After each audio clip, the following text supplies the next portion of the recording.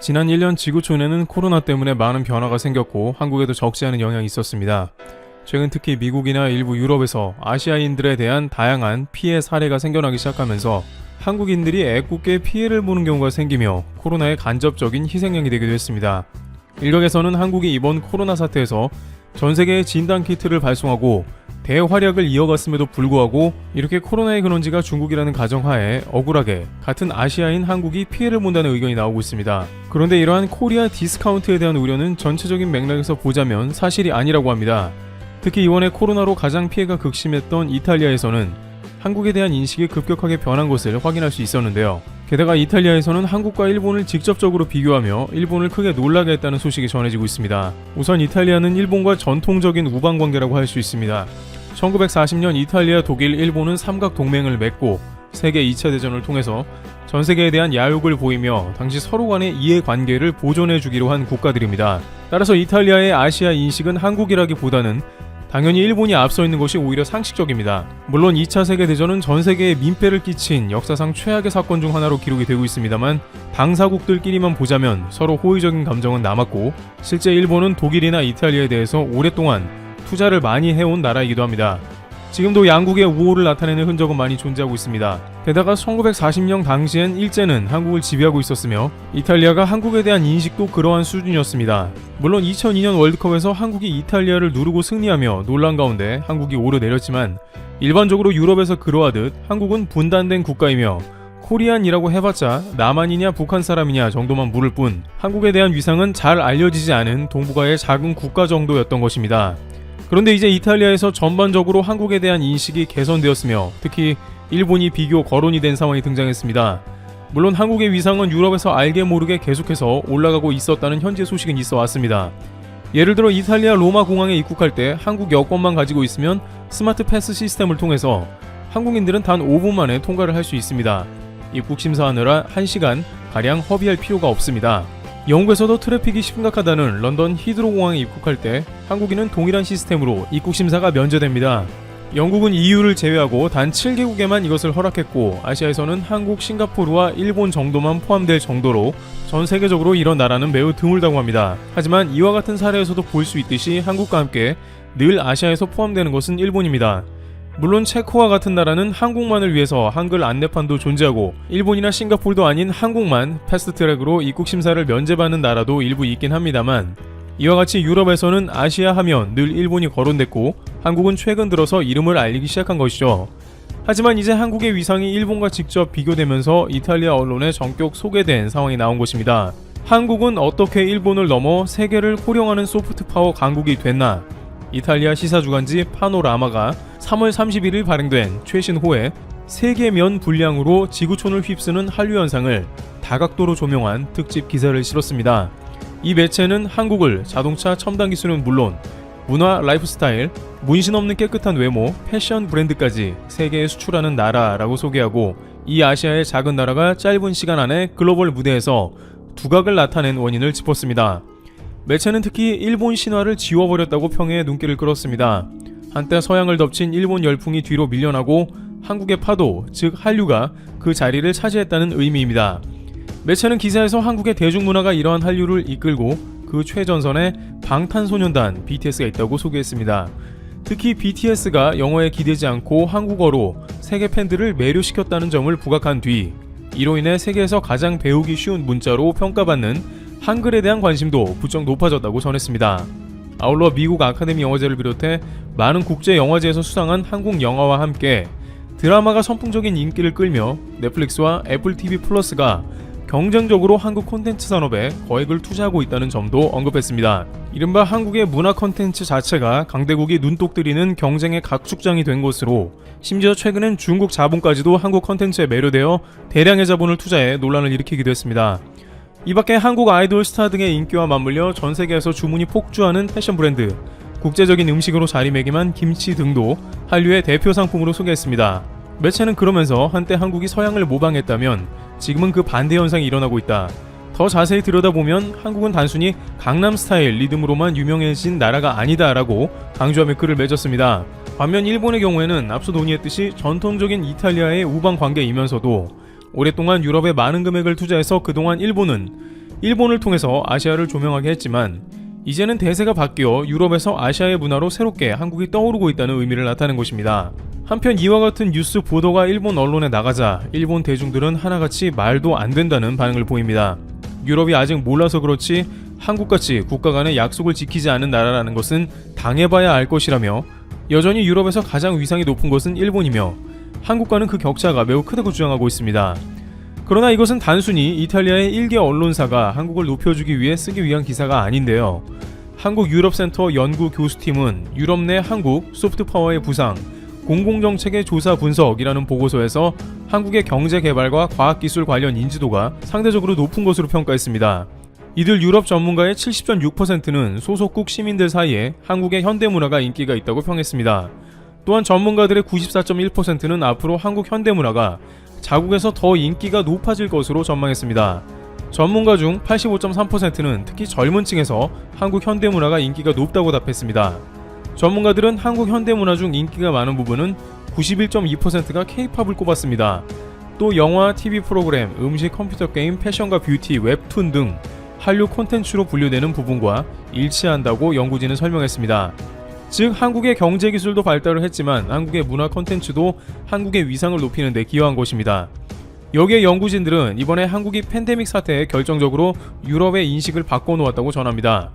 일본의 경우에는 코로나 초반에 다이아몬드 프린세스 크루즈선을 일본 국가가 아니라고 설명하는 등 유럽에서도 보기에 불투명하고 우왕좌왕하는 태도가 도마 위에 올라 선진국의 체면을 구긴 반면에 이탈리아와 독일 언론에서는 거의 매일 한국 서울에 모델을 도입해야 한다는 기사가 나왔던 것입니다.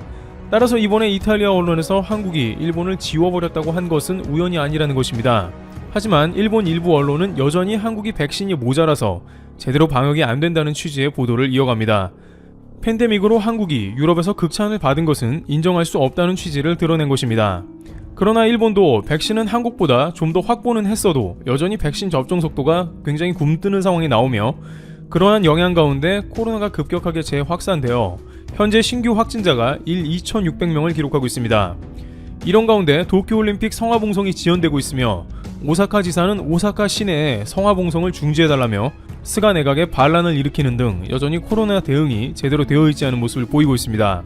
스가 내각은 이번 일본 내 코로나 재확산 사태로 인해 중의원 해산을 해산하려는 기존 계획이 약화되었습니다. 스가 총리는 일본 내 백신 접종이 시작되었고 코로나를 어느 정도 잡았다는 판단을 하고 중의원 해산 뒤에 자신이 총리로 정식 집권하겠다는 포부를 보였으나 코로나 악화로 결국에는 수포로 돌아간 것으로 보입니다. 따라서 이탈리아에서 한국, 일본에 대한 차이를 코로나 대응에서부터 판단한 것은 틀린 판단이 아니란 것이며 말 그대로 유럽 내에서는 한국이 일본을 지워버렸다는 이야기가 나오는 상황이 전개되고 있습니다. 이와 같이 한국은 시간이 흐를수록 주변국의 질투를 받지만 세계적인 위상이 높아지고 있는 것은 틀림없는 상황입니다. 이제 구시대적 동맹관계를 뛰어넘어 한국은 문화의 힘으로 새로운 관계들을 만들어 나가고 있는 것입니다. 트리블튜브 여기서 마치겠습니다. 감사합니다.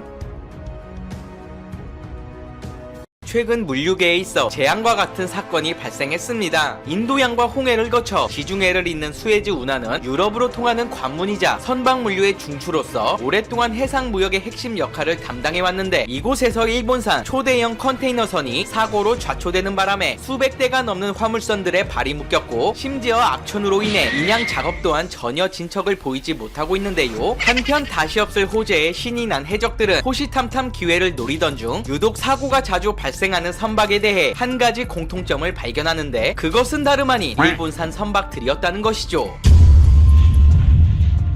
아시아와 유럽을 잇는 지름길인 수에즈 운하는 그 길이가 무려 190km에 달하는 세계 최대의 운하로 아프리카 대륙을 우회하지 않고 곧바로 전 세계 대륙을 연결한다는 장점 때문에 글로벌 교역의 핵심 통로로 급부상한 이후 이곳을 지나는 화물선의 수만 해도 연간 2만 척, 하루 평균 60척에 가까운 소위 바다의 고속도로로 불리고 있습니다. 물류 단위로 환산한다며 전 세계 교역량 중 무려 12%를 넘게 차지하는데 바꿔 말하면 이곳에 문제가 생긴다는 것은 다시 없을 무역 대란 대안으로 직결된다는 뜻을 의미합니다. 그런데 상상했던 최악의 사태가 마침내 터지고 말았습니다. 에버기븐이라는 이름의 초대형 컨테이너선이 좌초되는 바람에 운하 전체를 완전히 막아버린 것. SNS에 떠도는 사진들을 보면 뱃머리 부분이 한쪽 제방에 박히면서 선미 부분도 반대쪽 제방에 닿아 마치 댐을 연상케 하는 느낌마저 주고 있는데요. 당시 에버기븐호는 중국에서 출발해 네덜란드로 향하던 중 강풍과 파도에 의해 사고를 당한 것으로 알려졌는데, 문제는 이 배의 크기가 폭이 59m, 길이 400m의 전례 없는 크기로 수직으로 세우며 엠파이어 스테이트 빌딩보다 높았던 탓에 살짝만 대각선으로 틀어도 운하의 폭을 메우기엔 충분했다는 사실이었습니다. 단 하루 만에 100척이 넘는 선박들이 갈 길을 잃은 채 대기하는 가운데 긴급 투입된 전문가들은 모두의 희망을 꺾는 충격적인 진단을 내렸습니다. 해양 역사학자인 메르코 글리아노 박사는 이렇게 큰 배가 좌초된 모습은 처음이라고 운을 뗀 뒤 동력을 잃은 배를 다시 움직이도록 하기 위해선 선박 주변에 모래를 퍼올리는 데만 수일이 걸릴 것이라고 예상했습니다. 이집트 당국은 예인선과 굴착기를 보내 선박을 다시 띄우려 했지만 성공하지 못했고, 일각에선 배의 상태로 볼 때 섣부른 예인 작업이 더 큰 참사를 불러일으킬 수 있다며 다소 시간이 걸리더라도 신중하게 대처하는 것을 주문하기도 했는데요. 워낙 대형 사건이다 보니 월스트리트 저널, 블룸버그, 로이터 통신 등 세계 각국의 메이저 언론사들은 앞다투어 현장을 방문하며 전문가들의 말을 인용, 만약 이 상황이 열흘 이상 지속된다면 원유 및 가스 공급에 적지 않은 타격을 줄 수 있을 것이라 경고하기도 했죠. 한편 에버기븐의 육중한 몸체와 그 위에 잔뜩 실려져 있는 컨테이너로 볼 때 단순히 강풍과 파도로 인해 좌초됐다는 것이 상식적으로 납득되지 않는다며 이 선박의 설계상에 결함이 있는지에 대한 의혹이 일던 중 에버기븐의 소유주가 현재 일본 쇼웨이 기센으로 되어 있다는 점에서 일본 선박과 관련한 전반적인 점검이 필요하다는 주장도 제기됐습니다. 그도 그럴 것이 일본 컨테이너선의 사고는 이번이 처음이 아니었는데요. 불과 3개월 전 선박 회사인 오션 네트워크는 일본 국정의 선박 원 에이퍼스를 통해 컨테이너를 운반하던 도중 하와이 인근에서 악천후를 만나 약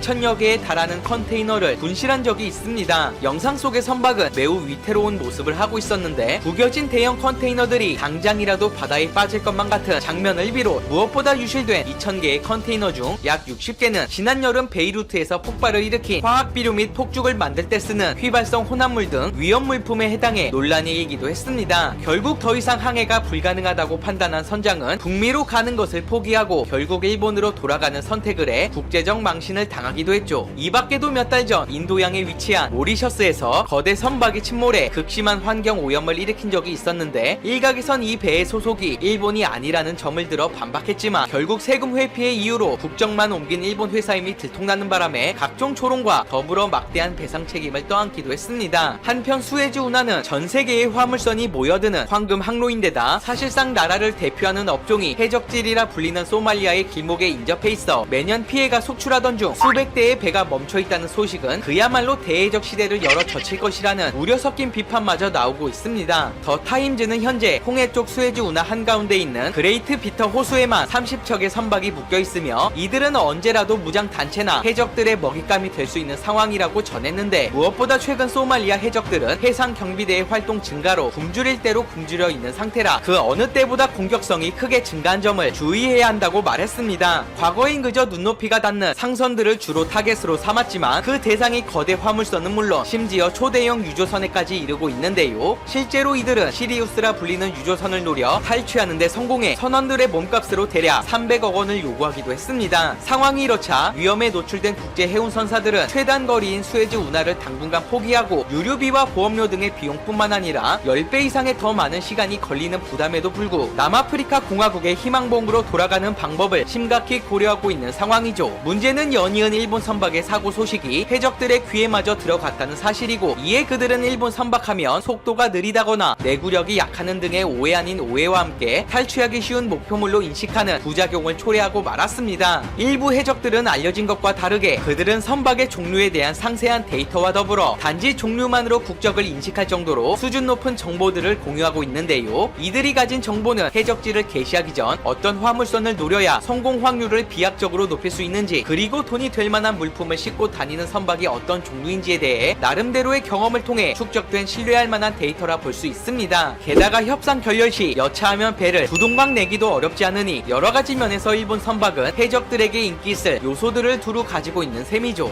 오죽하면 일본 해운 기업들은 수에즈 운하 말고도 아시아 해적들의 주요 출몰 지역으로 알려진 말라카 해협 해협 등 해적을 피하기 위해 유럽으로 가는 북해항로를 오랫동안 개척해 왔는데요. 과거 200만 달러 상당의 알루미늄을 싣고 가던 테뉴오가 실종된 뒤 해적들이 도사리고 있는 해협을 통과해 유럽으로 가기 위험하다고 판단, 시베리아 연안을 따라 북유럽으로 가는 길을 택했는데 한 가지 문제가 있었다며 매우 추운 날씨에 비록 해적은 만나지 않았으나 곳곳에 도사리고 있는 빙하와 더불어 바다 표면의 결빙으로 인해 쇄빙선이 필요한 상황이 자주 연출됐다는 것이었습니다. 바꿔 생각하면 해적들이 감히 넘보지 못하도록 배를 튼튼하게 만들면 되는 일이었지만 어쨌거나 일본의 이 같은 기괴한 행보 덕분에 고맙게도 한국만 전례 없는 반사 이익을 얻고 있습니다. 수에즈 운하 사고 직후 에버기분의 배를 운영하고 있는 대만의 에버그린사가 또다시 3조 규모에 달하는 초대형 컨테이너선을 대량 발주했다는 소식은 한국과 중국을 크게 술렁이게 했는데 그에 반해 꽤나 주눅들어 있던 일본은 수주에 성공할 가능성이 매우 낮다며 평소답지 않은 소극적인 모습을 보였는데요. 이번 입찰은 약 3조에 달하는 투자를 들여 20척을 건조하는 것으로 한국의 현대중공업과 삼성중공업 두 군데가 물망에 올랐지만 그중 삼성중공업이 과거 에버그린사의 배를 건조한 이력이 있어 수주가 유력하다는 분위기입니다. 이들은 2019년부터 초대형 선 10척을 발주한 뒤 추가 건조를 지속적으로 검토해왔고 글로벌 해운사들이 초대형 컨테이너선을 도입하며 선봉량을 늘리는 추세라 이에 맞춰 경쟁력 확보에 나선 것으로 풀이됐습니다. 프랑스 해운 분석기관 알파 라이너에 따르면 에버그린은 전세계 점유율의 5% 이상을 차지하는 세계 7번째 해운사로 만약 한국의 기업이 20척 모두 수주에 성공한다면 선대 용량이 비약적으로 늘어나 해운사의 순위에도 지각 변동일 것으로 분석했습니다. 무엇보다 한국의 입찰이 희망적으로 보이는 이유는 세계 최대의 컨테이너선이 아레 시라스로를 만든 기업이 바로 한국의 기업이었다는 것인데 당시에 MSC사의 불슨호가 기록했던 컨테이너 최대 선적 개수를 큰 차이로 넘어서며 기존 세계 기록을 완벽하게 깨트리기도 했습니다. 한국이 더 튼튼하고 안전한 배를 만들어 전 세계에 수출하는 동안 일본은 부디 새로운 항로를 열심히 개척했으면 좋겠습니다. 어차피 누군가 했어야 하는 일인데 일본이 대신 해준다면 한국만 개이득이기 때문이죠. 오늘 영상은 이것으로 마치겠습니다.